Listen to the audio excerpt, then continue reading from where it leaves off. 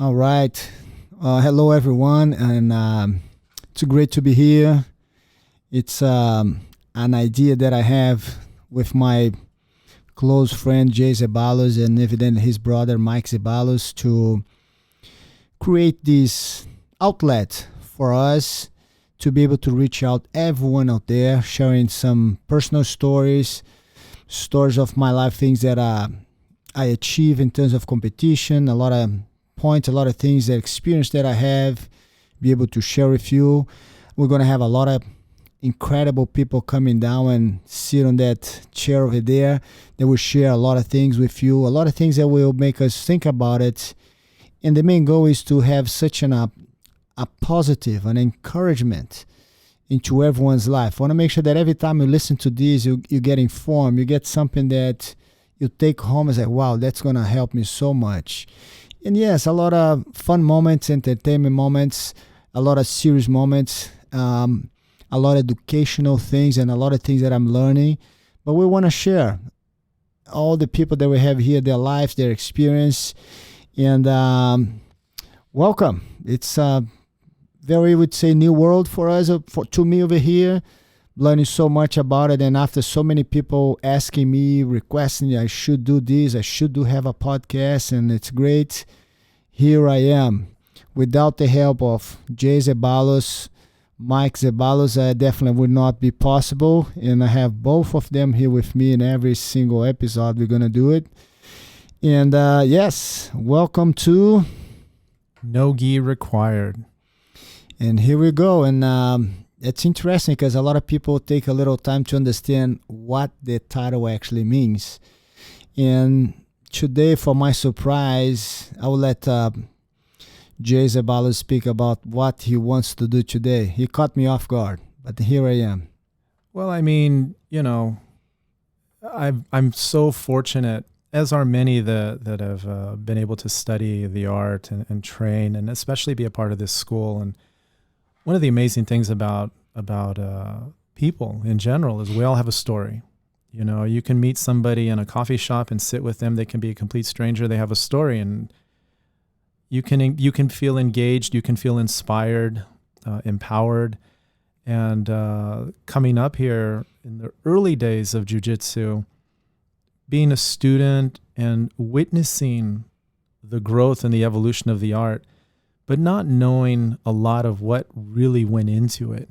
I just feel like it's time, and podcasts are an amazing way of archiving these amazing stories and always making sure that people, they can recognize and feel inspired as to the work that you and your family have done to push this art to where it is today. And I remember as a young blue belt hearing about the ADCC, the Abu Dhabi Combat Club World Submission Wrestling Championships, which is a first of its kind. And this was, we had the internet, people were talking about it, but not many people knew what it was. And what was fascinating, it took the same approach that the UFC did with pitting styles against each other, except this was grappling. It brought the best in the world, the top of the food chain. Catch wrestling, judo, sambo, Brazilian jiu-jitsu, MMA, all the different grappling styles, the best representatives into this kind of very prestigious invitation-only event. And it started in 98. You weren't aware of it though when it happened, right? No. In 98, we heard about it, evident with some of the magazines. And that was the time that the magazines comes once a month and people print something 30 days after the actual event. The access on the internet wasn't as much as we have today. But one of our students back then, Rico Rodriguez, came back and said, man, they're going to have another one next year. And I mentioned my instructors and they want you guys to be there. And not knowing, because we have no idea. We know it's grappling, but we have no idea about the rules, or just say, man, we're looking for competitions. We're looking to challenge ourselves. And here we go.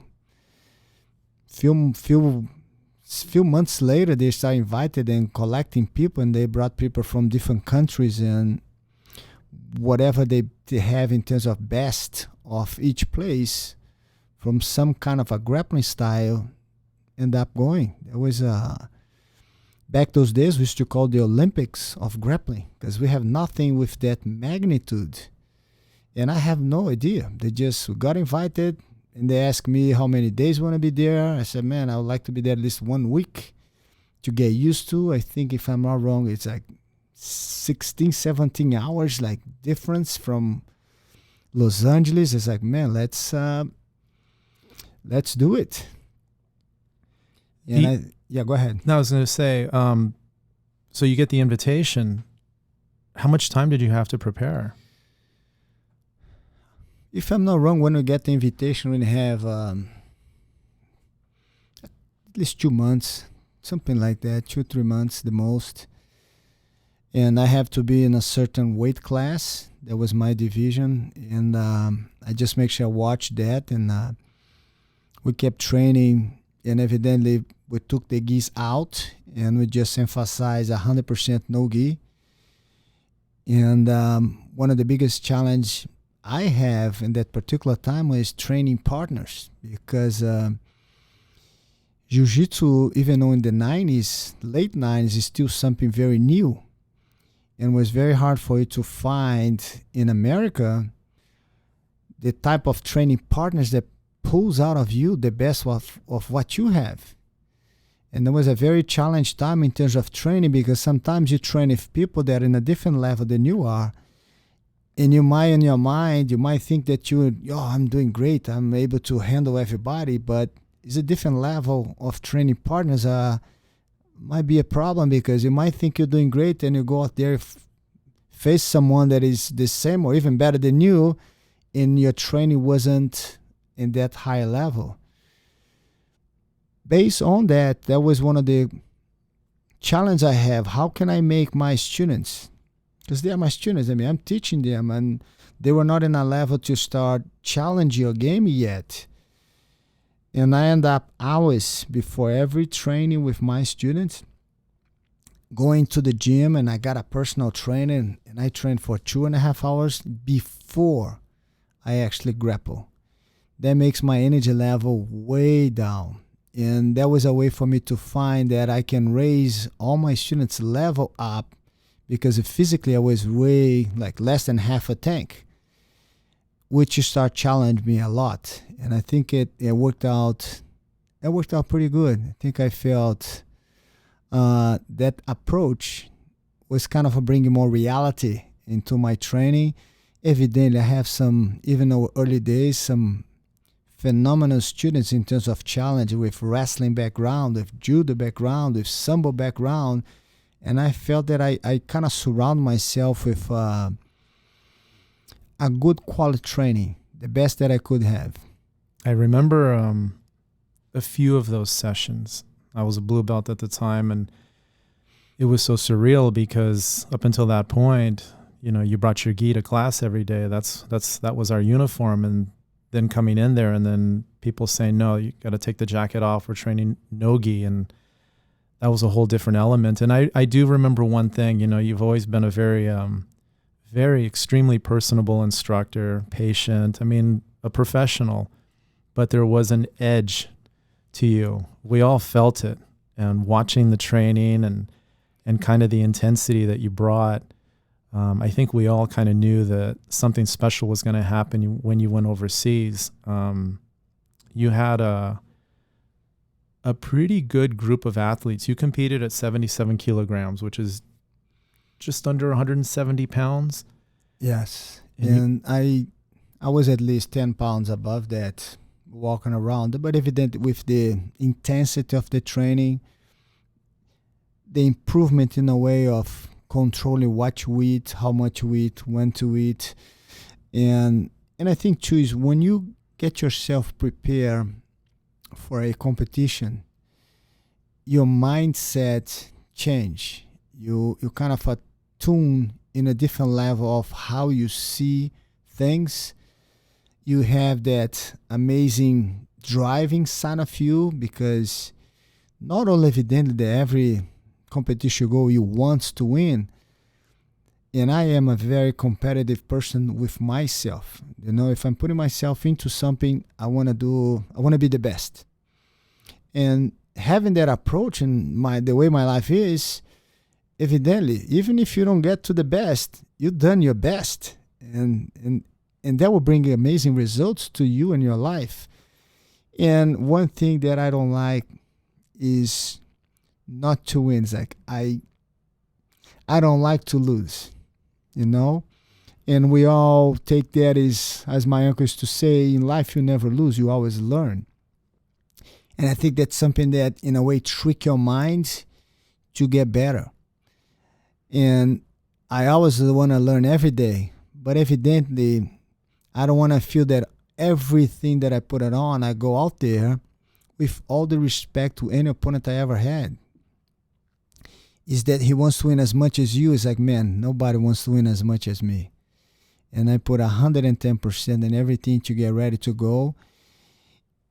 And it did work out extremely well, and it was amazing the learning process I had, because it's no way you don't get better. If you put yourself in something, you dedicate yourself in something, even regardless of the outcome, you are a much better fighter all the way than you were before your beginning of your preparation.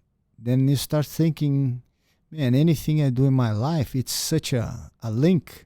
Your regular everyday life, anytime I focus on putting the energy into something, I'm going to get good. I'm going to be able to reach out their goal. And after so many years living in America, not having any kind of a challenge on that aspect in terms of competition, for the difficult to go back to Brazil and compete wasn't as easy as it is today. It was like a chance. I was like, man, it's a great opportunity for me to test myself against myself. And thankfully, was enough time to gather a lot of great students that I have, and it was a great thing, because I know that changed my behavior in a good way of competition, and I noticed that ended up affecting all my students. Everybody was so pumped, everybody was so excited. And I'll be honest, I think that 1999 was an amazing turning point in my personal life, in my martial arts life, with the outcome. I could not ask for anything better that actually happened in preparation for, and also evident with the results of that preparation. You had some big names. I mean, your bracket was pretty good. Was there anybody that you particularly wanted to face? Is that even, like, I know some people, especially today with technology, there's a competition. You always get to see who's on your list, and then the brackets, and some people kind of get a little bit focused on that. Was that ever a thing for you? Do you know, in 99, I just remember when I arrived over there, I saw the brackets, the people that were there. I have no idea. In the first 1999, some of the Brazilian guys, I knew who they were, but it was people from all over the world. And in the first event, the 99 that I did, I don't know how that opponent likes to play. What does he do? I don't think we have that, the way that we have today, that you type someone's name and shows all their fights. Oh, we did not have that the way it is today. And for me, I found like something that I want to focus on me, not I'm going against. I know how I like to fight, what I like to do. Evidently, you study somebody that you're going to fight against, it is great. But in that time, I just want to train and be able to execute my game. And if I don't get tired, if I'm physically, mentally prepared for what I like to do, I know I'm going to put a pretty good fight for whoever is in front of me. And that was my objective, to play my jiu-jitsu. not concerned what they will or they can do. And I put a lot of, and I believe a lot in my game, what I can do, and it turned out to be pretty good. I did it. What was the event like? I mean, I can't even like wrap around it. I mean, going to Abu Dhabi and the pageantry, and it seemed like it was like first class all the way beyond any like what you would consider a traditional martial arts event. I think was the first time going to Abu Dhabi. I mean, as a kid growing up sometimes, and you never know in the future in your life you're going to be doing things or going around the world, and going off there was like a cultural experience. Even though we're focused in the tournament, you go there and you see the construction, the buildings, how people dress, how do they talk, and man, we have such an incredible reception from every single person over there. Evident, we have Sheikh Tarnoum, which was the one behind all of this, which is an incredible person. And because of that kind of event, he put out of there for the passion of grappling on his own. He changed so many people's lives, everyone that in the first few years until today, if you're a champion of Abu Dhabi, man, you write your name in history of our sport.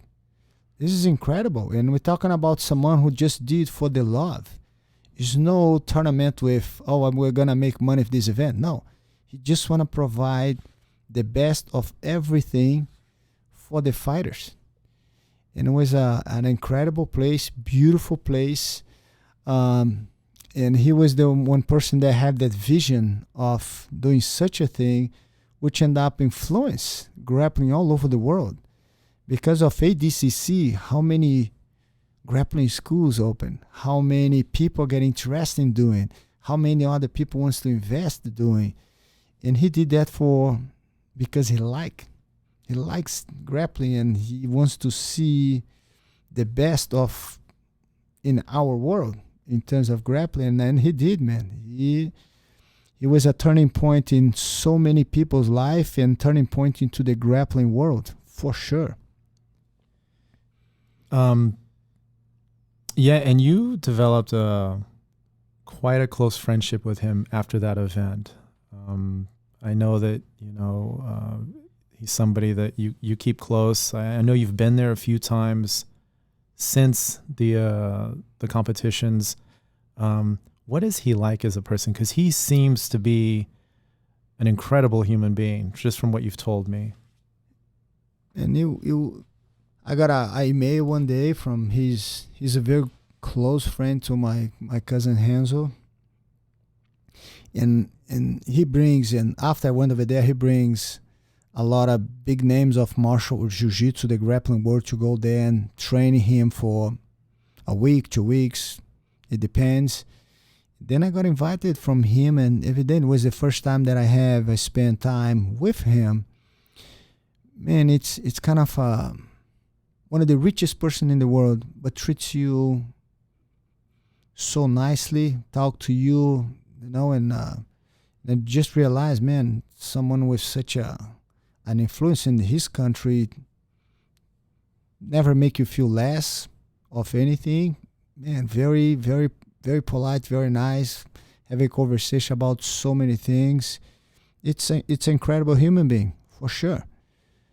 And then I got a chance to go back and go there several times. Looking forward to go back there again. It's always a very pleasant staying over there, and it's incredible. You learn so much, and he's a very, very bright, intelligent person.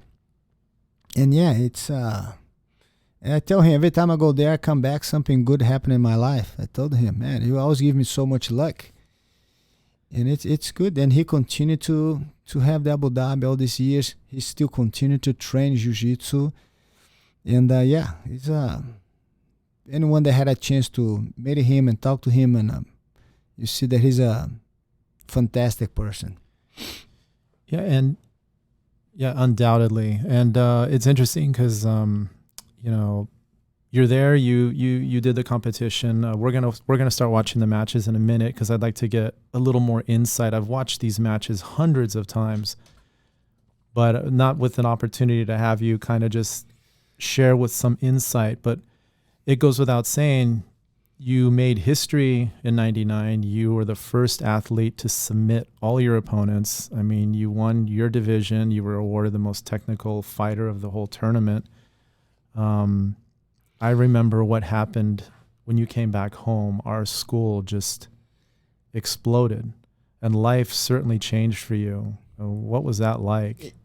You know, it's growing up in my family in a positive way was very competitive in our jiu-jitsu. Then we learn, man, the whole goal in jiu-jitsu is what? Submission. I don't mind to win by points, but it's a lot better if we win by submission. And that's how I teach my students. I train. When you go to competition, I want to make sure I win the way I want to win. I don't want to be almost. I want to go, and that's how we train. That's how I learn. That's how I will continue to do so for the rest of my life. That's what I push my students to do. And that's always my mindset.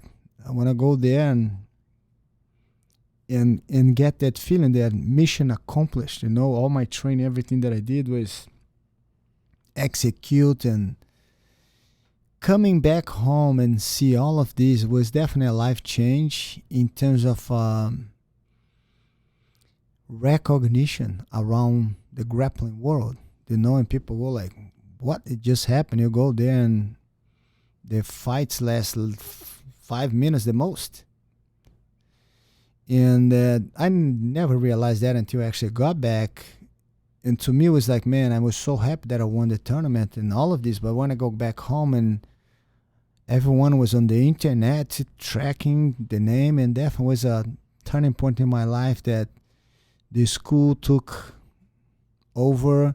My students were seeing me not different, but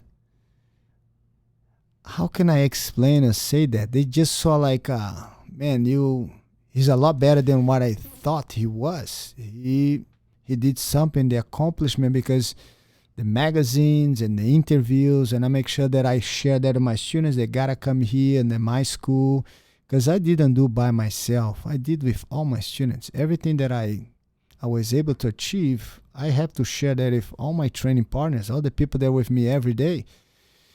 And everybody felt part of that, and they should, because they were part of that. And not only change for me, but change in general for everyone's vision. It's like, man, I want one day now to be able to do ADCC. I want to train, in the whole feeling of training jiu-jitsu change and around me. And it was incredible. And until today, we still people talking about, and I was just talking to 21 years ago.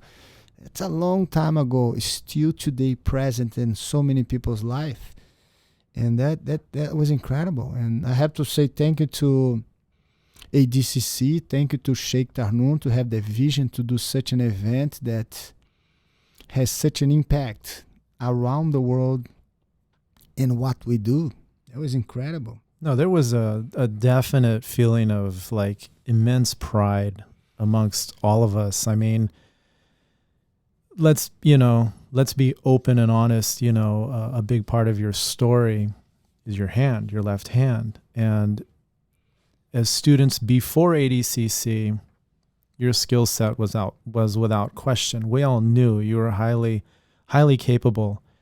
But then to go out there and do something the way you did, and basically kind of make history. And then when you come back, it was twofold. People were amazed at what you were able to do, but then there was that moment where everyone was like, wait, what? He's missing fingers on his hand? And that's when I think it really took over, and it just completely, without having to say it, emphasized that idea that you can do whatever you want in life. You just have to work hard. You cannot give up. You have to believe. And you you made that happen. It wasn't an issue of you telling us, you showed us. And that's the difference. You know, is growing up in my family, I never had any feeling of not be able to do anything. My parents, my brothers, no one ever questioning or say how you should not do this, be careful. I always did activities that requires holding, playing. I used to play hockey, and my parents like, oh, you should play something else. No, I need to hold the stick and play, and evidently grappling. But I think the amazing thing in jiu-jitsu is you can adapt. And I was able to have all the instructors that I have, all the people surround me. They always teaching a technique, and you end up finding a way that is possible for you.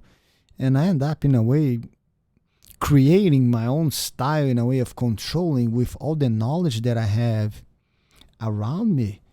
Man, I have Carlos Gracie Jr., I have Rickson Gracie, I have Riga Machado, I have Carlos Machado, I have Helion Gracie, I have Renzo Gracie, I have Euler Gracie. I have so many people around us, man, and everyone is showing something of the way they show. Then you adapt your skills. It's the amazing thing with the art of jiu-jitsu that anyone can do jiu-jitsu. Anyone will be able to adapt jiu-jitsu to themselves. I never look into or realize the impact that might have in people, but I'm glad they had such a positive impact in people. Another day was speaking to some people in Brazil, and they said, man, did you realize you're the first guy in jiu-jitsu, handicap, that competed in a normal tournament and won? And I go like, really? But I always thought myself as normal, and what's such a thing, a normal tournament? And evidently, I think people set standards for how high they can go. I think it's, for what I do, I'd say that not having the fingers today, I can say, was an advantage to me. Maybe that made me push a little bit extra. It was a little more challenge, and that made me good grappler, better person, and I'm continue to do so. And I'm very happy that people saw that in a very positive way.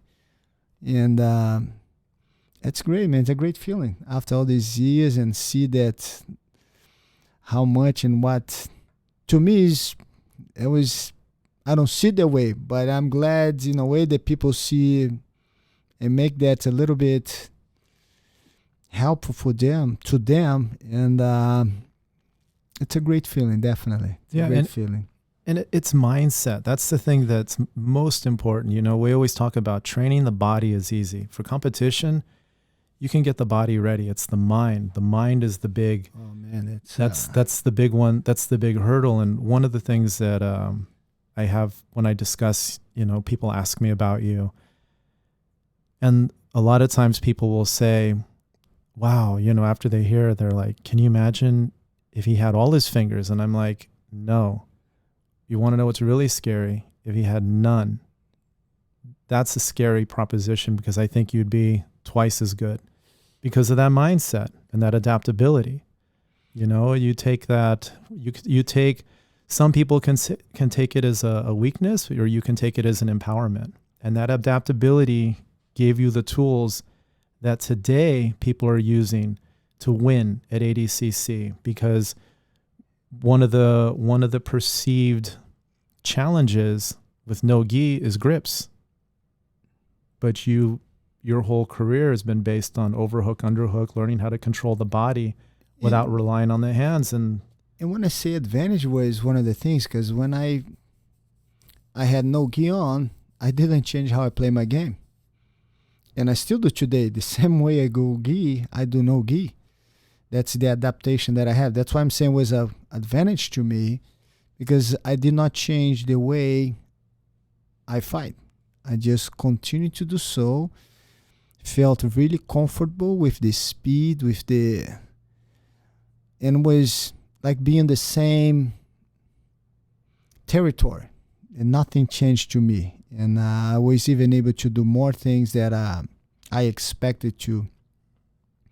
But yeah, and man, everything starts from your mind. Everything starts with a dream. And I think that if I'm able to dream, I'm capable and able to achieve the dream. And I think everything start kind of going towards that direction. And to me, was my goal, my dream was to win. And I focus into how to win, or not having, oh, I have this issue, might be hard too.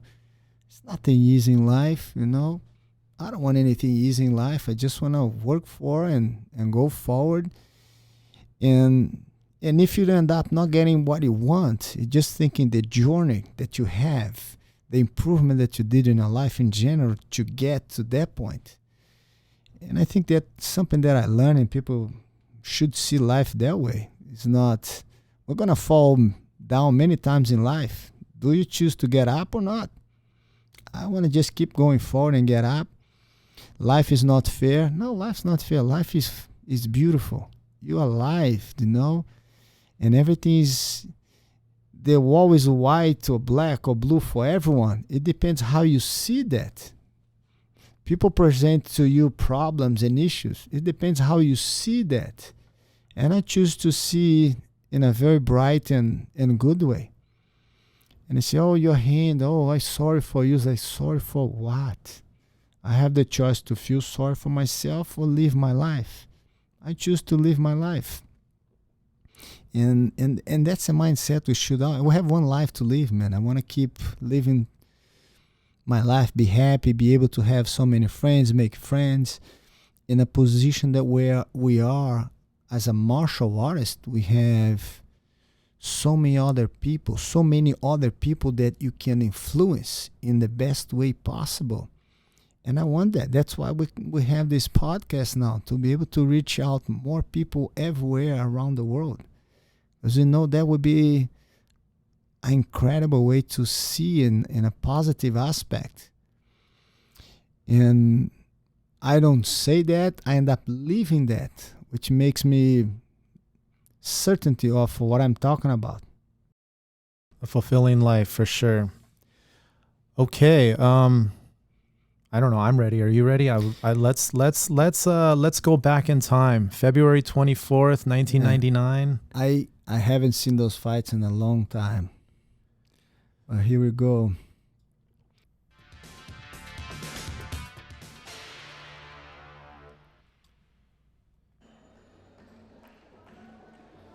Oh man, I miss those days. Look at this. Yeah, one of the great things in that tournament was, I think I like the rules a lot, because you can do whatever you want in 5 minutes.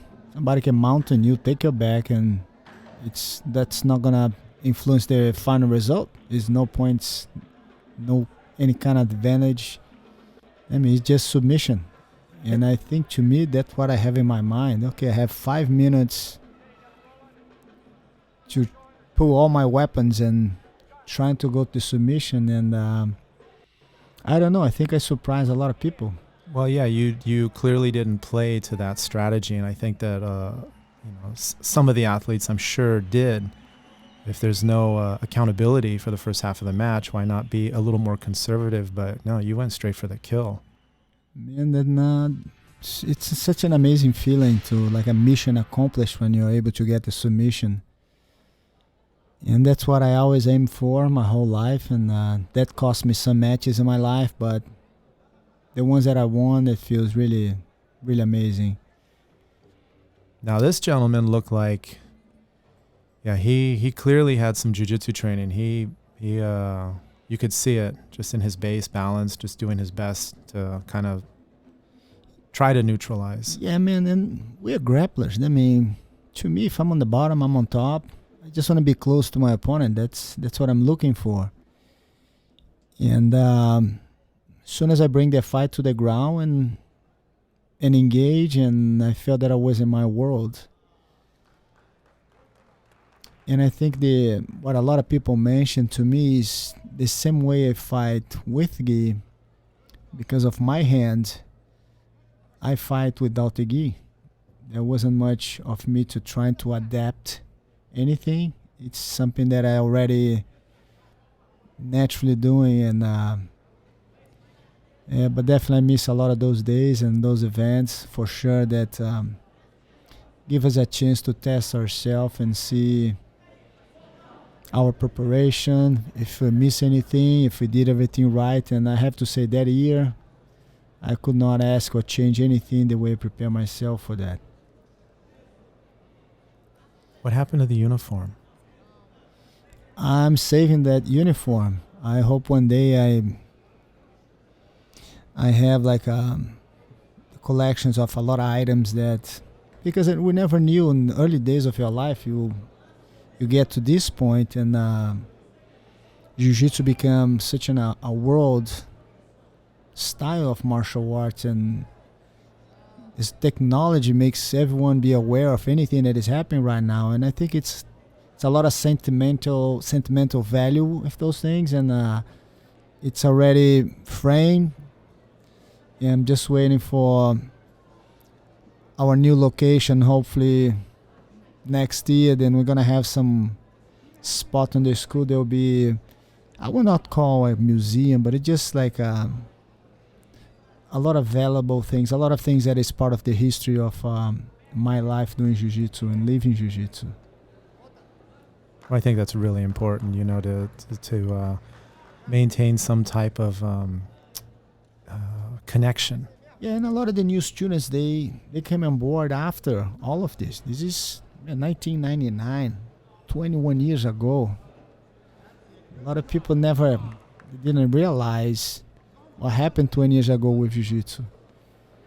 And that was an amazing year to me. And I think I'm very happy because when we got there at ADCC in 99, nobody knew about each other, you know. Not many people know what was their favorite technique or their favorite move. And it could be anything. And my objective was just to play my game as much as possible, and then turn out to be the right strategy. Yeah, and it is interesting because, like you said, this was before we had the means to go online and research our opponents and see how they train, watch their matches. This was going in blind. That was the time there was VHS. Yeah. There was no DVD available yet. Look at this. It was not long ago, but VHS. I'm sure a lot of people right now will be asking, VHS, what is that? Well, I have this tournament on VHS.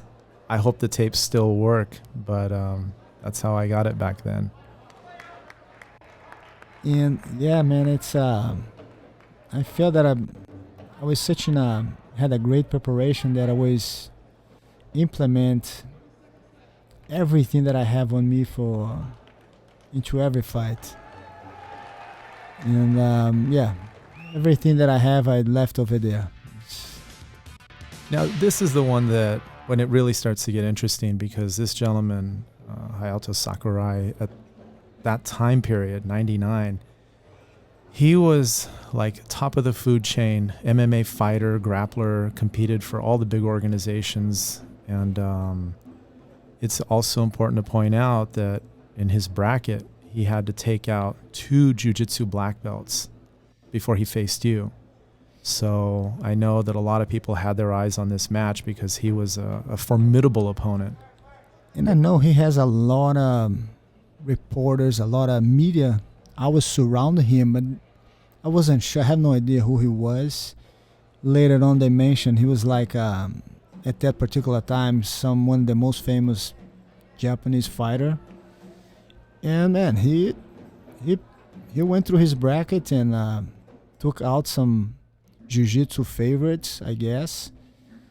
And I just want to make sure there's no surprise on my side. I just want to engage, and as you can see, he's playing very safe, and I know if I bring them people to my world, and they gotta grapple better than me, or because if not, I'll be able to do what I want to do.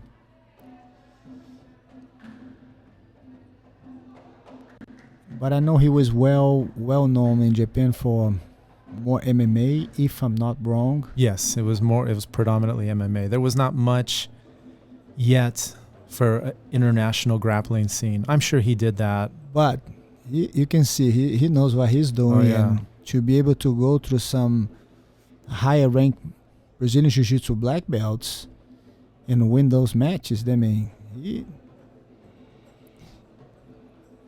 but again, as you can see, I don't waste much time standing. I just want to go and bring the fight to the ground and grapple, and I want to see your cards.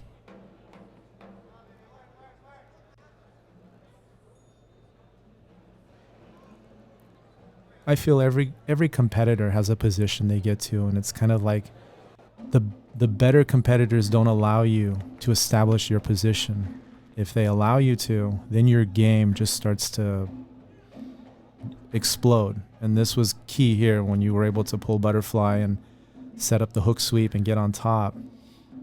I think one of the things that I like is watching those videos. Like, I'm trying to see what is style that I'm fighting. Basically, the more predictable thing I have on my game is to be unpredictable, which is something that it's hard for people to tell what you like or not to do. And whatever you give it to me, I'll take it. But I can tell now that when I was on the bottom, he was feeling better of what to do. And once they have the back on the ground, you have to be doing some jiu-jitsu, a little bit longer to feel comfortable when you're back. And I could tell some of the guys, as soon as you put them on their back, they were not feeling comfortable at all. They're using more energy than they're supposed to. And this is a portion that I've watched this a few times because of the principle of how you're putting so much pressure on his guard. And then there's a moment here coming up where you just pop away. See the separation, and then the frames come in. You put the forearm first, then the knee, then the hooks. And that's those are the things that I think are just for that next level. I don't know, sometimes in the fight you don't watching. I haven't seen those fights in a while, but you don't realize things that you are doing at the moment. Everything is already on your part of you. But I really like what I'm looking at right now. Really. But for sure, I just want to have that feeling of you work for submission, then you get your submission. We understand that fights, both opponents, both fighters there, they want to win as much as you. But I think I want more than anybody that in that particular year. And I want to make sure that if I hug you, I don't want to let anybody go anywhere. And this is the foundation of our logo. This finish you get here. So yeah, I think when I stretch him, that was the. And I think that time there, people are saying that he was the favorite of this fight. And they asked me that. I said, I don't know what to say. Let's see after the fight. I speak to that report again. Now it's 20 minutes match time. But to me, the sooner you can finish your match, it's another very famous, in that time, Japanese fighter. Which I have no idea. I just saw him also went through his bracket and he fought some big names. Also, both jiu-jitsu black belts he beat to get to the finals. And that means, and looking today, people like, oh, this guy, man, you don't know who you're fighting that time. And you see the guys going through the brackets. You have some names that, especially the Brazilians, that you know who they are. And suddenly you see they just go moving forward. But I think, I was feeling incredible that 99. And I know I was in a mission. I have such an incredible training with all my students, the strategy, the whole. And I'm pretty much sure I will fight the same way I fought that year. That's what I'm still doing today's time. Probably not with that speed or that precision, but I'm aiming for the same things. The finish. And I know too, something that is really important is to use that pressure whenever you have a good position to make sure that your opponent's always feeling uncomfortable being there. Because the more energy they spend,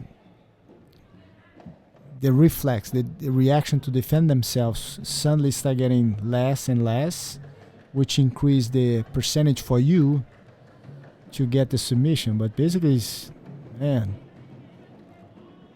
oh, I missed that armbar here. I thought I had it. Yeah, this was a wild sequence. I know, it was so slippery. As soon as I go and control, suddenly the arms, yeah, see? Especially when you don't have the gi on, that is very possible to happen, that slipping. But again, I want to engage the fight and give no room for... Yeah, definitely is watching this, and I'm missing so much those. But I remember exactly the whole process to get to that event, and when I was there, one of my brother was there with me, Higan. He was in my corner, which he also fought. But yeah, man, that's felt amazing for sure. Now the music and the chanting, did that affect you in any way? Did you even hear it? No, the only thing I ask all the people in my corner to say is keep me aware of the time. Just that's the only thing I can hear is that voice. Hey, 2 minutes, 3 minutes. Everything else, I have no idea what was happening. Now watching the videos, it's a good rhythm. Yeah. But I have no clue who was watching, the crowd or anything.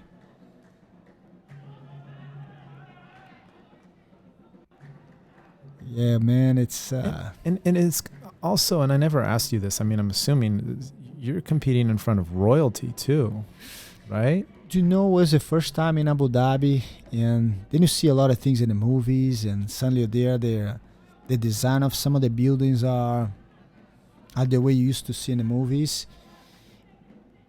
And man, you see those things in the movies, and suddenly you see that in the real life. How incredible that place was, how much respect they have, and how nice the people there are. It was an amazing experience, man. I recommend everyone, if you have a chance to go to Abu Dhabi, Dubai, that's one of the most beautiful places in the world. And nice people over there. And Sheikh Tarnoon, an incredible person. He did all of this. He doesn't need to do any of this. And he changed and improved the grappling around the world, because that event was also a huge boom to the grapplers. And he's a grappler. He loves the grapple and he trains. And here we go. He made a tournament and give an opportunity for everyone to go out there. And that tournament make people become part of history. Oh man. What a feeling. Oh, I bet. What a feeling. Going to a tournament not knowing what are you stepping in, and yeah, definitely is well, to not just win, but the way you won. You know, that was, I just remember that was the big talk. It was like you went out there and first time in the short history, but the history of the event nonetheless, and submitted everybody and kind of changed the scope of the competition, how people approach it. And it's evolved over the years, but... Yeah, I think this year also I got the you got the prize, the most technical fighter. That was incredible. It looked the same. I don't know, man. But yeah, that's Sheikh Tarnoon there and the royal family. It's really the level of the tournament they put up, because we never had anything close to that before. And you can see there was a lot of people, everybody was very happy, and everybody got the trophy. That's an amazing feeling. Yeah, it's nice too because that trophy, obviously it sits in a case here at the academy, and it's a source of inspiration. I know it helped inspire me to compete and go out there and to me, and I look all of you guys are also part of the competition world, is just to make sure that all of you guys can go and get a trophy like that. It's a matter of how much you want to train and how much you want. You're willing to go through, I won't say sacrifice, just like training hard in a way that you never trained before, but the reward it's amazing because you look back on your life all this time and you can say, man, I did it. I won that event that I want so much, and that's an amazing feeling. Well, I mean, priceless. Oh, for sure. And I firmly believe, that the best leaders, it's not what they say, it's what they do. And it's like to inspire. You inspire through your actions, not through your words. And it's what you've been able to accomplish inspires us. I mean, I remember that year when you won, the feeling it gave to our school and our students, the amount of pride. And then that kind of level of like, okay, I feel that we're at a point now to where we need to help kind of carry that torch and keep it going. And it becomes part of our culture. It became it's what, has made our academy so special. And it inspired other martial artists from other organizations, other styles. It didn't matter, because at the end of the day, we all practice the same art. And one thing important to me is you're not accomplish any of these alone, That's why I came to the school. That trophy belongs to all my students. They were here day in, day out, training, pushing me to the best way they could. And they did a good job because the outcome could not be better than that. And my training partners were all my students. And turned out to be the right choice, the right strategy. And looking forward now to see a lot of my students doing better than me. And, in closing, I just want to say, this was just covering 1999. I mean, you went on to further success in ADCC and other things. But this was just, for me, it was like, as your student for as long as I've been, this was a significant turning point. I'd never experienced anything like this. And it made a profound impact on me. It's why, after as long as we've been together, that's why you are one of my best students. One of the highest rank I have, and one of the most accomplished, or the one that you can't throw out. I gotta tell that to people. And we have for a little while school in another location, and a lot of medals hanging on the wall, and people come and like, wow, professor, it's a lot of medals. And it's like, no, that's not mine. That's Professor J's medal. All of this that you see, that's his, not mine. And to me, to see that you guys capture the message in a way that translates to yourself, to be able to go out there and do as good or as better than what I did. And now you also are one of the ones that the students look up and say, man, I want to do as good as Professor J also did. And it feels great that we continue to send that amazing message for all of our students to, if you want it, you can do it. Absolutely. Well, sir, again, thank you for sharing this. I think this is for our first full episode of No Gi Required.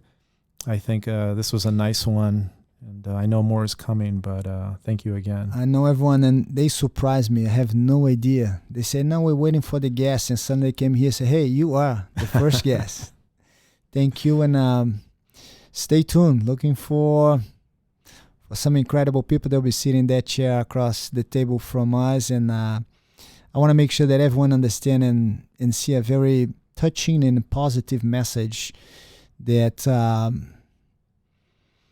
shaking inside of you to go out there and believe in yourself and see that you can relate to yourself to some of the conversations we're going to have, and a lot of good information out. Thank you, guys. Awesome. Thank you.